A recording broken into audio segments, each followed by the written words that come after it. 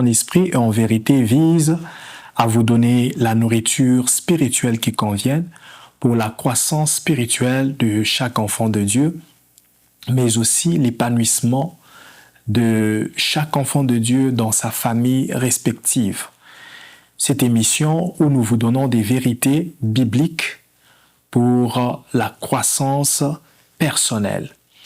Pour cette émission, nous allons exploiter un texte de la Bible où nous allons expliquer les exercices auxquels un enfant de Dieu est soumis quotidiennement.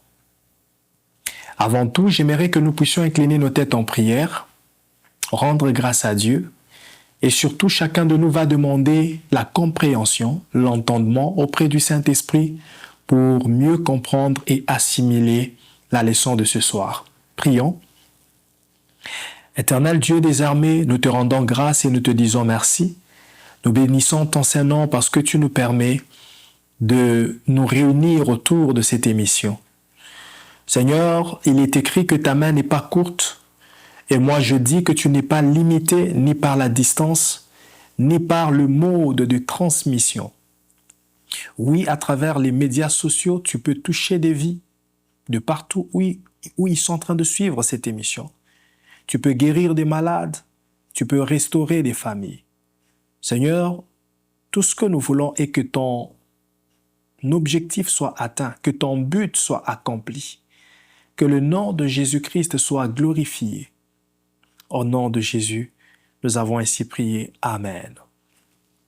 Nous allons prendre nos Bibles dans le livre de 1 Timothée, chapitre 4, au verset 8, la Bible dit « Exerce-toi à la piété, car l'exercice corporel est utile à peu de choses, tandis que la piété est utile à tout.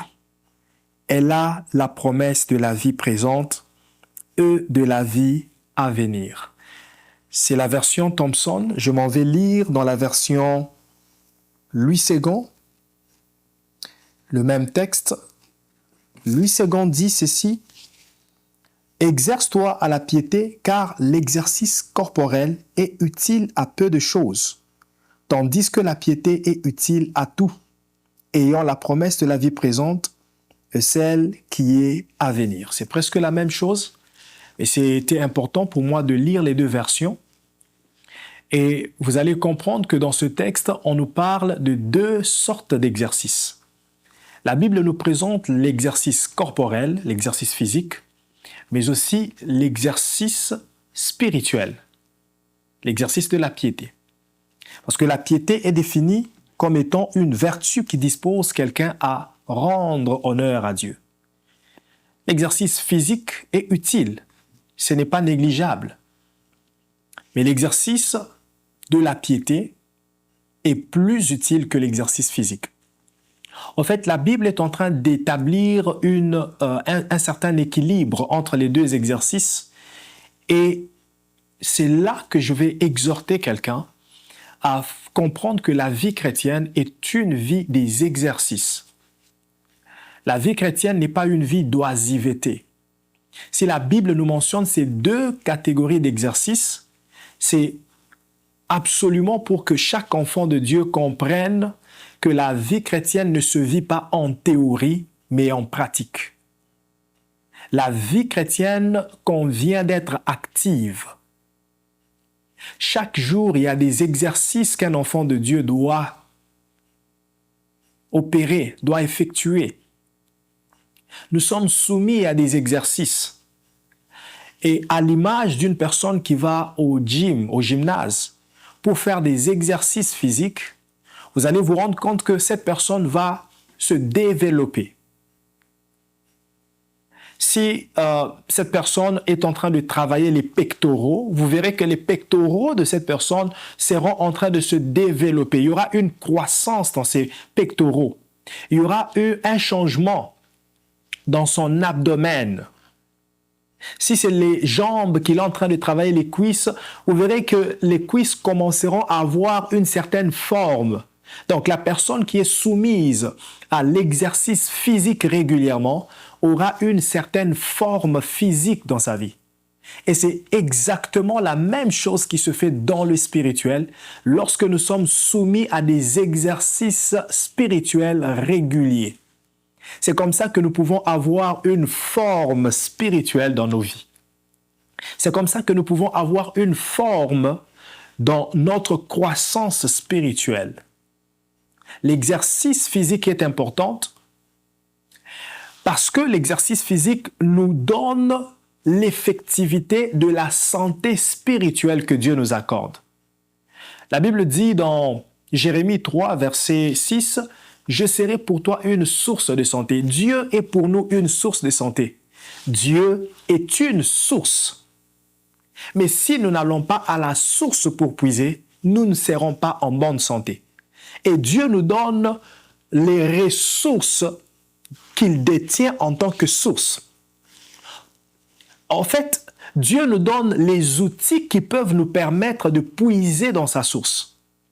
Parce que pour prendre l'eau dans une source, il faut avoir la cruche. Alors, l'exercice physique est semblable à la cruche que nous utilisons pour puiser la santé. Écoutez, toute personne qui se soumet à l'exercice physique sera en bonne santé. Ça, ce n'est pas d'abord la prière. Avant tout, c'est un principe de la vie. Faire l'exercice physique. Beaucoup sont malades parce qu'ils ne font pas l'exercice physique. Écoutez, quelqu'un me dira, est-ce que toi tu le fais? Oui, je le fais. Je le fais en tenant compte de la condition physique que j'ai. Dieu m'a fait la grâce de ne pas être trop gros, d'avoir une taille que j'ai, que j'apprécie beaucoup parce que je n'ai pas beaucoup de deal à faire avec ne mange pas ceci, ne mange pas cela. Je rends grâce à Dieu pour cela. Mais malgré la taille que j'ai, il m'arrive de fois, j'ai un tapis roulant chez moi dans le sous-sol, je fais des courses, je marche, je m'exerce pour avoir de la souplesse, pour ne pas être lourd, pour avoir l'équilibre dans mon corps. L'exercice physique est important. Beaucoup sont malades parce qu'ils ne se soumettent pas à l'exercice physique. Beaucoup sont malades parce qu'ils ne se soumettent pas à la discipline alimentaire. Donc, vous voyez, la vie chrétienne est un ensemble d'exercices. Ce n'est pas dire que Dieu nous a accordé la grâce de Dieu est là, je peux manger comme je veux, je peux dormir comme je veux et je serai en bonne santé. Il y a la cruche que Dieu nous donne pour que nous puissions aller puiser dans sa source. L'exercice physique fait partie de ces cruches que nous utilisons pour être en bonne santé. Tu peux jouer au foot, au tennis, au basketball, au soccer, tu peux faire de la marche, tu peux faire du vélo. Ce sont des exercices physiques qui sont utiles. Lorsque la Bible dit que c'est utile à peu de choses, ça ne veut pas dire que c'est inutile. Mais à comparer avec l'exercice spirituel, l'exercice physique serait moins utile que l'exercice spirituel. Pour dire, la personne qui ne se focalise que sur l'exercice physique et déconsidère l'exercice spirituel se verra peut-être être en bonne santé physiquement, mais spirituellement morte. Alors, l'équilibre doit être établi entre l'exercice physique et l'exercice spirituel, en sorte que nous soyons vivants spirituellement, vivants physiquement et en bonne santé physiquement. Parce que le souhait de Dieu n'est pas que nous soyons épanouis dans un domaine, comme si Dieu ne veut pas que nous soyons limités dans l'épanouissement. Pas seulement dans un domaine et puis c'est tout. Mais la volonté de Dieu, le souhait de Dieu est que nous puissions prospérer à tous égards. C'est-à-dire dans tous les domaines. Dans la santé, tu es épanoui. Dans les finances, tu es épanoui. Dans le mariage, tu es épanoui. Et tout ça passe par des exercices. Par la grâce de Dieu, je vais vous montrer quelques exercices spirituels qu'un enfant de Dieu peut effectuer tous les jours. Ce sont des exercices quotidiens. Un seul jour ne peut pas passer sans qu'un enfant de Dieu fasse ces exercices pour sa croissance spirituelle. Il y en a beaucoup, si on avait assez de temps, j'allais en donner 30. Comme ça, chaque jour du mois, tu pouvais effectuer ces exercices. Mais par la grâce de Dieu, je vais en donner 7 aujourd'hui. Comme ça, chaque semaine, tu peux utiliser ces 7 exercices selon ta modération. Tu peux les utiliser 7 pour chaque jour ou 1 par jour pour les 7 exercices. Le premier exercice, c'est la déclaration de la parole. Exercer sa langue à parler. La Bible nous dit dans Ésaïe chapitre 50, verset 4.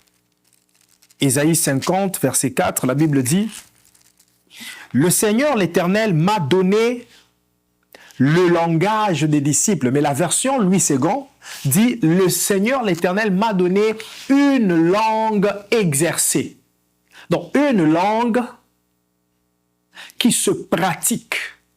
Une langue en activité, en action. Une langue qui ne se garde pas oisive, qui ne se garde pas dans le silence, mais une langue qui se pratique, une langue qui est en activité. Il m'a donné une langue exercée. La langue d'un enfant de Dieu se doit d'être exercée tous les jours. La déclaration est un des exercices qu'un enfant de Dieu doit faire régulièrement. N'attends pas de voir le malheur pour déclarer le bonheur, mais déclare positivement chaque jour. C'est ainsi que Proverbe 18, verset 21 dit « La vie et la mort sont au pouvoir de la langue. » Donc, il y a un pouvoir sur la langue et que tu dois exercer. Tu dois exercer le pouvoir qui est sur ta langue. Et c'est chaque jour. Voilà un des exercices qu'un enfant de Dieu peut faire chaque jour. En dehors de la déclaration, je peux parler de l'exercice de l'onction d'huile. Ecclésiaste 9, verset 4 ou 4, verset 9, la Bible dit que l'huile ne manque pas sur ta tête. C'est parmi les exercices qu'un enfant de Dieu peut faire chaque jour. Prendre l'huile, se oindre sur sa tête et exercer le pouvoir de la langue. Parce que l'exercice de la langue accompagne tous les autres services. Il n'y a rien dans le spirituel qui peut être activé sans la parole. Tout s'active par la parole. En te oignant d'huile, exerce la parole. Bénis-toi, dis des bonnes choses sur ta vie. L'autre exercice, le troisième, c'est l'aspersion du sang. Comment faire l'aspersion du sang chaque jour? Mais bien aimé, si tu te laves chaque jour, c'est possible que tu asperges le sang sur toi chaque jour. Il est écrit dans Apocalypse 11, verset 6.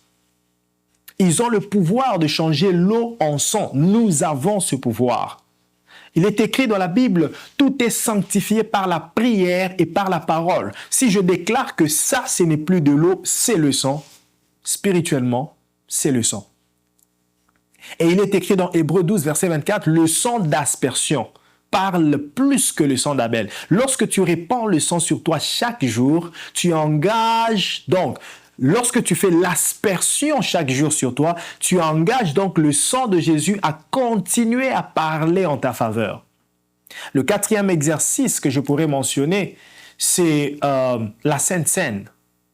Manger le corps et boire le sang de Jésus. Dans Jean 6, verset 53 jusqu'au verset 55, si vous lisez, vous allez comprendre que Jésus est en train d'établir une vérité que beaucoup de gens ne découvrent peut-être pas. C'est que son corps est considéré comme une nourriture et son sang est considéré comme un breuvage. Autrement dit, tout ce qui se mange, qui revient, qui répond à la volonté de Dieu, est le corps de Jésus. Et tout ce qui se boit, qui est conforme à la volonté de Dieu, est le sang de Jésus. C'est-à-dire, lorsque tu es devant ta nourriture habituelle, mais tu déclares que ce n'est plus la nourriture, mais c'est le corps de Jésus, automatiquement, tu es à la table du Seigneur. Et tu peux le faire chaque jour. N'attends pas dimanche à l'église. Tu peux manger la Sainte Seine chaque jour. Tout ce qui entre dans ta bouche peut être converti en corps de Jésus et en sang de Jésus-Christ. Ce sont des exercices qui déclenchent les miracles, qui déclenchent des visitations. J'ai vu des gens être guéris de maladies graves, même du sida, parce qu'il a mangé la Sainte Seine. J'ai vu des gens ressusciter, il était mort, mais à cause de la Sainte Seine qu'on est en train de manger, à l'image de Éticus. Pendant que les autres mangeaient la Sainte Seine, Éticus qui était tombé et mort, il est ressuscité. Ces choses ont encore leur pouvoir et leur puissance jusqu'aujourd'hui. Il suffit juste d'y croire et de les exercer habituellement. J'étais au 4e exercice. Le 5e exercice que je pourrais dire, c'est la prière. Un enfant de Dieu doit prier chaque jour. C'est un exercice spirituel. La prière est un exercice spirituel qui nous amène à la croissance. Celui qui prie régulièrement sentira en lui une certaine croissance, un certain développement.